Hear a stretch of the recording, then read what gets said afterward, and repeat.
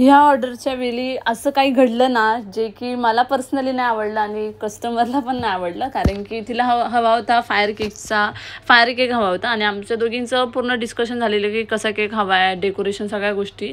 आणि मी एका शॉपमध्ये विचारलं, एका शॉपमध्ये म्हणजे मी डोंबिवलीच्या शॉपला, ठाण्याच्या शॉपला आणि एक मुलुंडच्या शॉपला, तर तिघांना विचारलं आणि मुलुंडच्या शॉपवाल्याकडे तो पेपर होता आणि म्हटलं की हा पेपर कसा फक्त घेऊन येईल आणि माझ्याकडे वेळ नव्हता, तर मी अजून पण दुसरं सामान मागवलं की म्हटलं की तुम्ही जेव्हा याल तेव्हा ते सगळं सामान घ्या, पण फायर केक मला जास्त इम्पॉर्टंट आहे, तर तो तुम्ही प्लीज आणा. आणि ते नंतरला आले घेऊन आणि मला पूर्ण मी डेकोरेशनचं सामान, सगळ्या गोष्टी रेडी करून ठेवलेल्या जे की फायर केकसाठी लागणार होतं, ते सगळे मी कटआउट्स रेडी करून ठेवले होते. आणि नंतर तो बोला की मी 8:30पर्यंत येईल आणि 9 वाजेपर्यंत मला केक द्यायचा होता.